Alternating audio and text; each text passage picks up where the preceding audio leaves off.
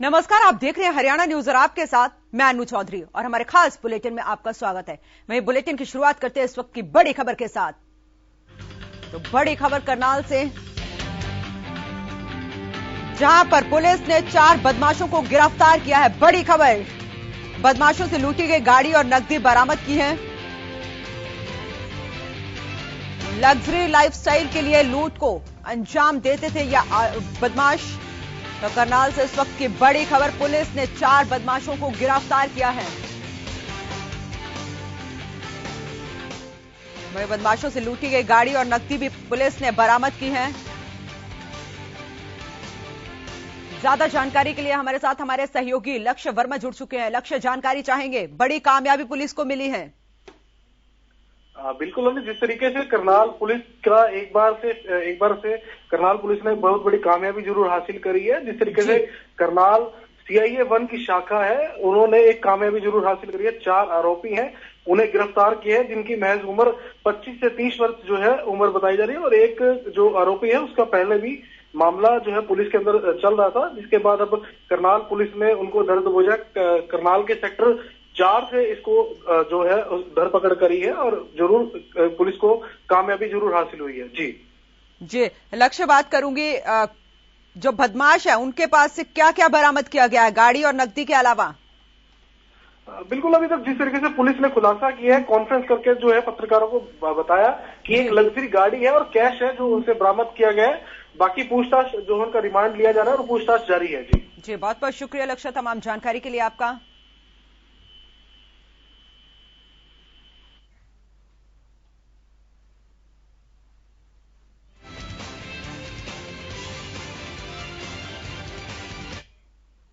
और वहीं कैबिनेट मंत्री मूलचंद शर्मा ने कहा कि बल्लभगढ़ के लोगों को अब मोहना रोड पर जाम से निजात मिल जाएगी, क्योंकि वहां पर एलिवेटेड पुल बनाया जाएगा, जिसे लेकर DPR तैयार की जा रही है। जो मोहना रोड है, मोहना रोड सबसे बड़ा जाम लोगों की समस्या से जूझते हैं। और मंडी, सब्जी मंडी, अनाज मंडी, किसान आते हैं, सारे दिन जाम में खड़े रहते हैं। और कॉलोनी के लोग भी जाम में खड़े रहते हैं। 5-6 आकाश सिनेमा का कट है, ब्राह्मणवाड़े का कट है, कहीं यादव कॉलोनी का है, कहीं मलेंडा रोड है, कहीं बाजार का है। तो इसके एलिवेटेड पुल के लिए DPR हमारी तैयार हो रही है। और DPR तैयार होने के बाद इससे पुल की सारी फिजिबिलिटी क्लियर होगी। भाई कितने एरिया में पुल होगा, कहां तक एलिवेटेड पुल जाएगा। अभी आने वाले समय 1 महीना में DPR बन के तैयार होगी, फिर मुख्यमंत्री जाएंगे, फिर इसकी घोषणा करेंगे। और वहीं रेणु भाटिया को हरियाणा महिला आयोग का चेयरपर्सन बनाया गया है। हरियाणा न्यूज से खास बातचीत में रेणु भाटिया ने क्या कुछ कहा है, सुनिए। इस समय मौजूद हैं हरियाणा महिला आयोग की नवनियुक्त चेयरपर्सन श्रीमती रेणु भाटिया जी के निवास स्थान पर, जो कि खुद गाड़ी ड्राइव कर अभी अपने निवास स्थान पर पहुंची है देहरादून से। वो कितनी सशक्त महिला हैं जो खुद गाड़ी ड्राइव कर अपने घर पहुंची हैं। पहले तो उन्हीं से जानना चाहेंगे वो किस किस का धन्यवाद करना चाहेंगे। रेणु जी, पहले तो आपको बहुत बहुत बधाई। शुक्रिया भैया, शुक्रिया। सबसे पहले मैं अपने प्रदेश के यशस्वी मुख्यमंत्री मनोहर लाल खट्टर जी का धन्यवाद करती हूँ। अपने यशस्वी अध्यक्ष ओम प्रकाश धनखड़ जी का धन्यवाद करती हूँ। हमारे यहाँ के सांसद, मंत्री, मेरे बड़े भाई कृष्ण पाल गुर्जर जी का धन्यवाद करती हूँ। हमारे विनोद तावड़े जी जो हमारे प्रदेश के प्रभारी हैं, और हमारे संगठन महामंत्री रविंद्र राजू जी का बहुत बहुत धन्यवाद करती हूँ, जिन्होंने मुझ पर आस्था जताई।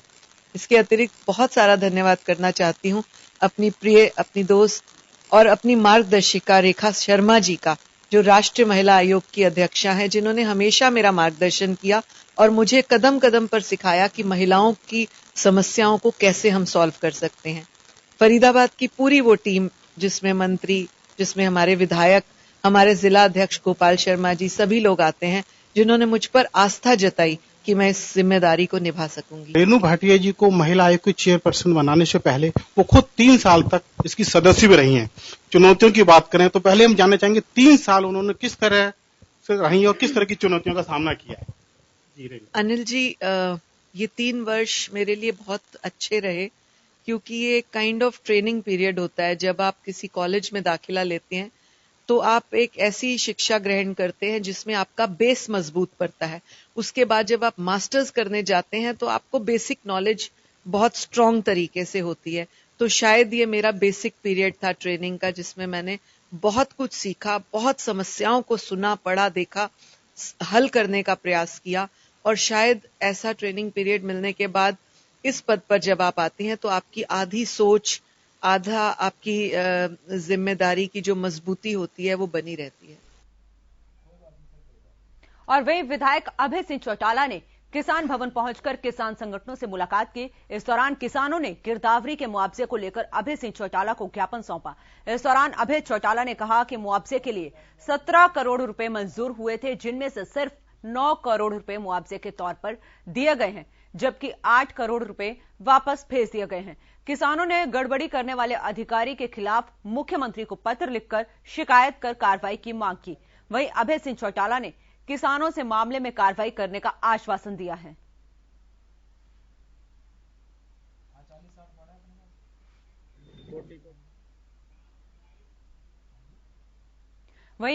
वहीं नियम 134A के तहत निजी स्कूलों में बच्चों को दाखिला नहीं मिलने से निराश अभिभावकों ने सोनीपत के जिला शिक्षा अधिकारी से गुहार लगाई, लेकिन बच्चों को स्कूल में दाखिला नहीं मिल सका, जिसके बाद प्रोटेस्ट करते हुए मिनी सचिवालय गेट के सामने छात्र अभिभावक संघ ने बच्चों की कक्षा लगाई।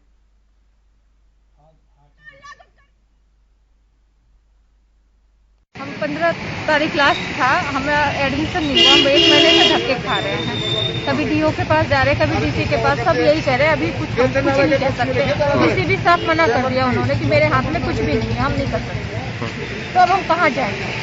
जब से नियम 134 का रिजल्ट आया है तब से लेकर हम लोगों ने डीओ, बीओ, डीसी, एडीसी सब जगह पे मतलब एप्लीकेशन भी लगा ली है, ऑर्डर भी जारी हो चुके हैं, लीगल नोटिस भी हम लोगों ने स्कूल वालों को भिजवा चुका है, लेकिन फिर भी बच्चों का एडमिशन अभी तक नहीं हुआ है। और वहीं सोनीपत के गांव कुंडली निवासी ने कुंडली नगरपालिका में एकत्रित होकर नगरपालिका के अधिकारियों के खिलाफ जमकर नारेबाजी की। ग्रामीणों का आरोप है कि कुंडली नगरपालिका बनने के बाद भी कुंडली गांव को मूलभूत सुविधाएं नहीं मिल रही हैं। कुंडली गांव में टैक्स के लिए तो अधिकारी पहुंच जाते हैं, लेकिन गांव में ना तो पानी निकासी की कोई व्यवस्था की गई है और ना ही जाने का कोई रास्ता ठीक ढंग से बनाया गया है। और इसी से नाराज होकर ग्रामीणों ने कुंडली नगर पालिका में प्रदर्शन किया और नगर पालिका के अधिकारियों पर अनदेखी के आरोप लगाए हैं। ग्रामीणों ने कहा कि अगर टैक्स के लिए कोई उनके पास जाएगा तो वो टैक्स भी नहीं भरेंगे, क्योंकि अगर कोई सुविधा ही काम की नहीं दी गई तो टैक्स किस बात का। ग्रामीणों ने जल्द से जल्द गांव में सुविधाओं की मांग की है।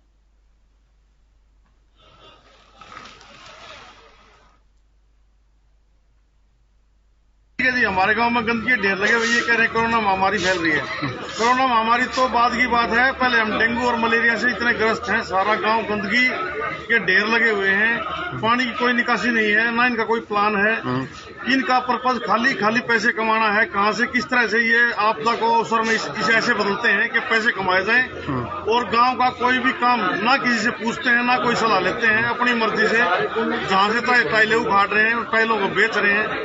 बहुत ही ज्यादा भ्रष्टाचार फैला हुआ है इस नगर पालिका में और सारा गांव परेशान है इनसे।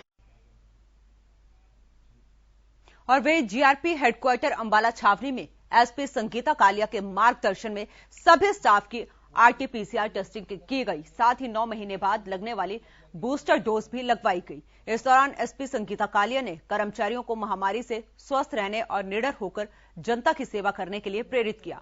वहीं GRP rail warden chief Chetram Beniwal ने कहा कि हमारे हेडक्वार्टर और सभी थाने में कोविड-19 महामारी से बचने के लिए कोविड निर्देशों की पालना की जा रही है।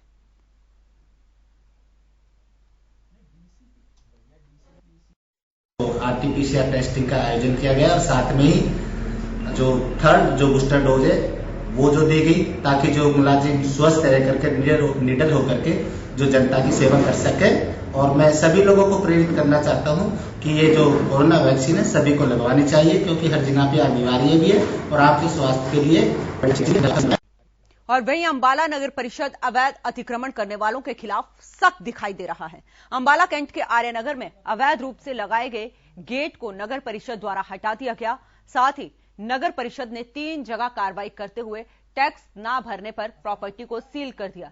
सेक्रेटरी राजेश कुमार ने बताया कि अवैध तरीके से गेट लगाए जाने की शिकायत आई थी, जिस पर कार्रवाई करते हुए गेट को उखाड़ दिया गया है। वहीं उन्होंने लोगों से अपील करते हुए कहा कि कोई भी अवैध तरीके से अतिक्रमण ना करे।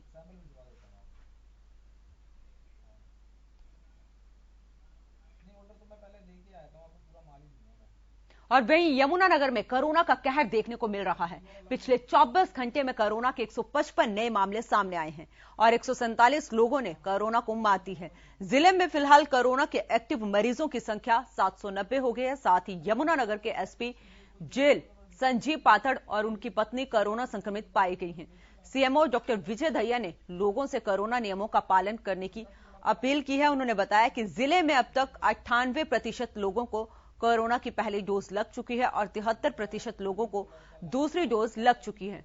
उन्होंने लोगों से आग्रह करते हुए कहा कि बीमारी को छुपाएं नहीं, अगर कुछ लक्षण लगते हैं तो तुरंत जांच करवाएं।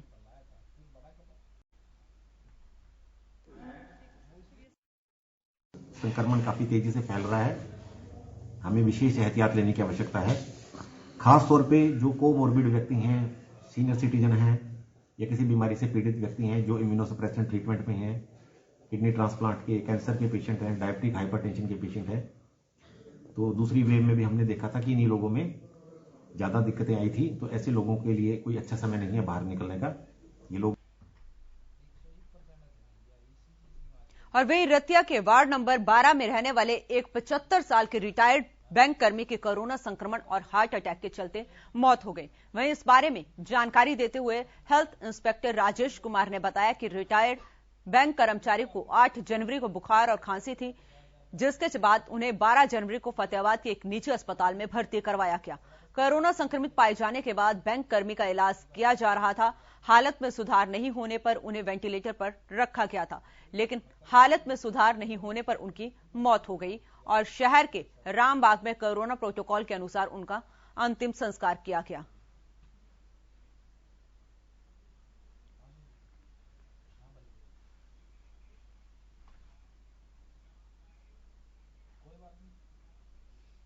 और वहीं Nigana Siwani link channel pipeline बिछाने का कार्य पूरा होने से पहले ही पोल खुल गई।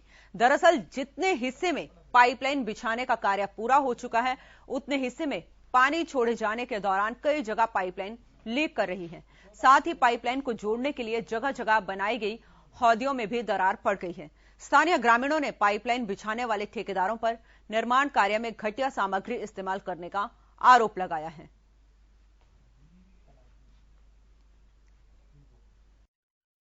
जगह जगह लीकेज है, यहाँ से तो टूट भी गए थे, यही क्षेत्र में पानी भर गया था, हर जगह लीकेज है। अब हमारे ना तो पीने का पानी मिल रहा है, ना सिंचाई का तो मिलना दूभर ही हो गया है। हमारे 3 महीने हो गए, पीने का पानी भी नहीं मिल रहा है। हमें तो ये शक नहीं, यकीन है कि शासन प्रशासन और ठेकेदार सब कुछ मिला हुआ है और ये 8 करोड़ का जितना भी टेंडर है, इनको ये खाना पूर्ति करके खाने का कार्य चल रहा है। और वहीं बल्लभगढ़ जिले में यूरिया की किल्लत दूर होने का नाम नहीं ले रही है। हालात ये है कि किसान सुबह से शाम तक लाइनों में खड़े रहते हैं और उनमें से किसी को खाद नहीं मिल पाती तो किसी को खाली हाथ ही अपने घर लौटना पड़ता है।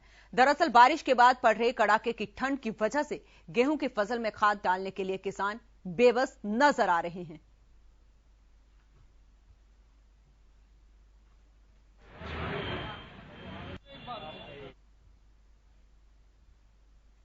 और वहीं पलवल के सिविल अस्पताल में जमकर लात घूंसे चले। जी हां, सिविल अस्पताल में उपचार कराने पहुंचे युवक के साथ मारपीट का मामला सामने आया है, जहां इमरजेंसी वार्ड में 4-5 लोगों ने मिलकर एक युवक की जमकर धुनाई कर दी। अस्पताल में पुलिस चौकी होने के बावजूद दोनों पक्षों में जमकर हाथापाई हुई। वहीं जब अस्पताल स्टाफ और डॉक्टर ने बचाने की कोशिश की तो उनके साथ भी धक्का मुक्की की गई। फिलहाल इस पूरे मामले में हथीन गेट पुलिस शिकायत दर्ज कर जांच कर रही है।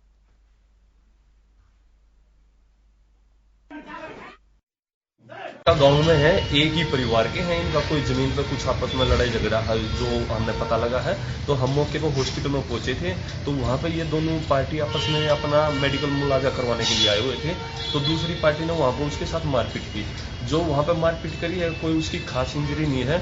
सिंपल ब्लंट चोट है। डॉक्टर साहब से हमने मौके पर हम पहुंच गए थे तो पार्टी ने दरखास्त देने से मना कर दिया था मौके पे। ये कह दी थी हम खुद चौकी में आकर दरखास्त देंगे। कल शाम को उन्होंने दरखास्त दी है। आज के लिए दोनों पार्टियों को टाइम दे रखा है। जैसे ही आएगा निष्पक्ष जो होगी कार्रवाई वो अमल में लाई जाएगी। और वहीं फरीदाबाद में अजरौंदा गांव के लोग लंबे समय से मूलभूत सुविधाओं के लिए तरस रहे हैं, जिसे लेकर आखिरकार ग्रामीणों का गुस्सा फूट पड़ा और गांव वालों ने सड़क जाम कर दी, जिसके बाद NH-19 पर वाहनों की लंबी कतारें लग गई और जाम लग गया। अजरौंदा गांव के लोग टूटी सड़क, सीवर की समस्या समेत कई तरह की परेशानियों से लंबे समय से गुजर रहे हैं। ग्रामीणों का आरोप है कि बीते 5 सालों से गांव में समस्याओं का अंबार लगा हुआ है, लेकिन लाख कोशिशों के बाद भी अधिकारी ध्यान नहीं दे रहे हैं। फिलहाल मौके पर पहुंचे अधिकारियों ने जल्द ही समस्या के समाधान का आश्वासन दिया है।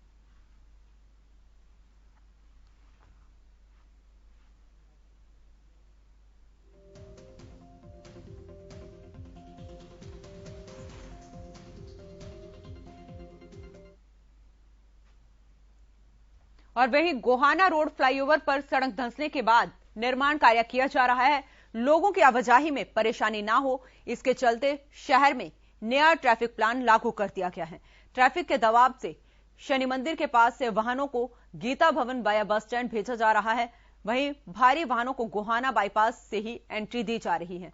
बस स्टैंड से रोडवेज की बसों को सब्जी मंडी वाया बाईपास से गोहाना भेजा जा रहा है, जबकि सुभाष चौक से आने वाला ट्रैफिक रेलवे स्टेशन से दयाल चौक के माध्यम से भेजा जा रहा है। इस बीच traffic police incharge Ashok Kumar ने सड़क निर्माण कार्य 10 दिन के अंदर ठीक कराने का दावा किया है, इसलिए 10 दिन तक ट्रैफिक व्यवस्था नए रूट प्लान के हिसाब से चलाई जाएगी।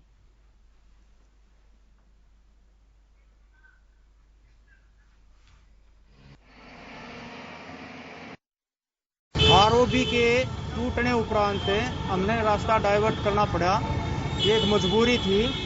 और रूट डाइवर्ट करने की भी एक ये मजबूरी है कि जो हमारे इमरजेंसी वाहन है, जैसे अपनी एम्बुलेंस है, फायर ब्रिगेड है या कोई VIP है, तो उनको जो है ना, और आम जनता है ये भी परेशान ना हो, इसलिए जो है ना रूट डाइवर्ट करना पड़ा, ये एक मजबूरी है। और वहीं सोहाना के अलीपुर निवासी 24 साल के सचिन डागर ने जम्मू कश्मीर के कुपवाड़ा में आतंकियों से लोहा लेते हुए शहीद हो गए। सचिन की शहादत की खबर सुनकर गांव में मातम का माहौल है। गौरतलब है कि सचिन साल 2015 में सेना में भर्ती हुए थे। वो 21 राजपूत राइफल में तैनात थे। सचिन का बड़ा भाई भी सेना में तैनात है। गांव अलीपुर में सचिन डागर का पार्थिव शरीर लाया जा रहा है, जहां राज के सम्मान के साथ उनका अंतिम संस्कार किया जाएगा।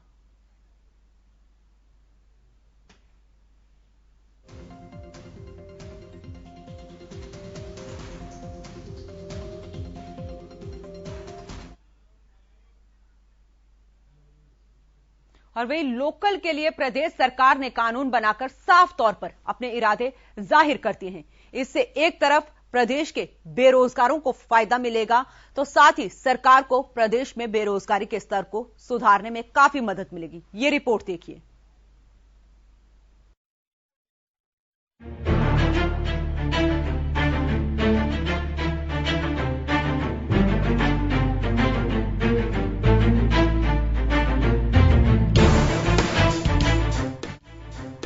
प्राइवेट सेक्टर में प्रदेश के 75% नागरिकों को नौकरी दिलाने के लिए कानून बनाकर प्रदेश सरकार ने युवाओं के लिए उनके हक की भूमि तैयार कर दी है। वहीं कानून बनने के बाद प्रदेश के श्रम विभाग ने बिना देर लगाए पोर्टल जारी किया है।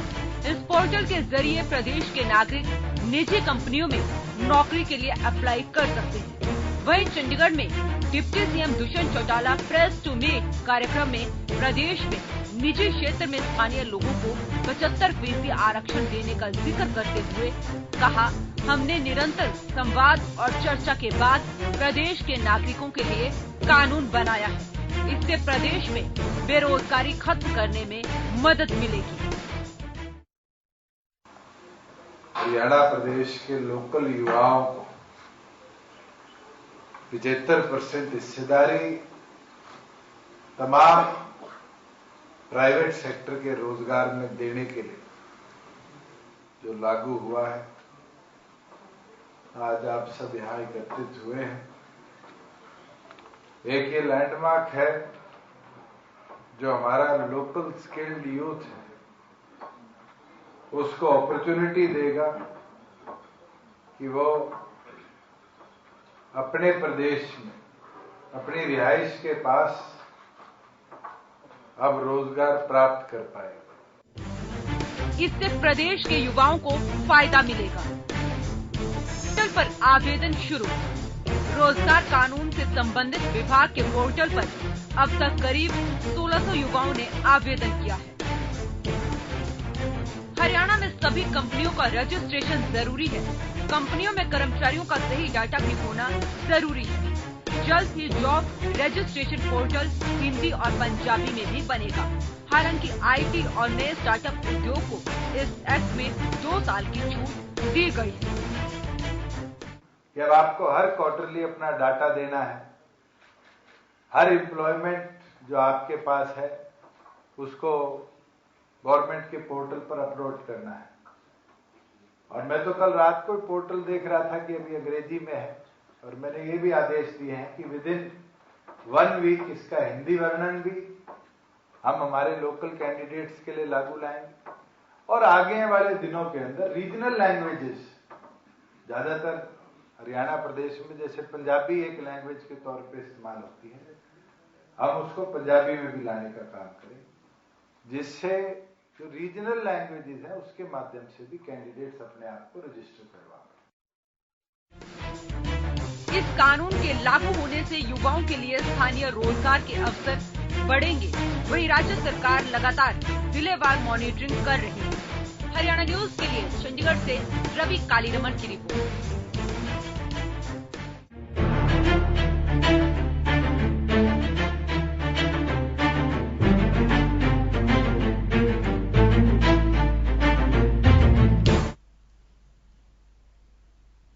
फिलहाल के लिए इस बुलेटिन में इतना ही। आप देखते रहें हरियाणा न्यूज।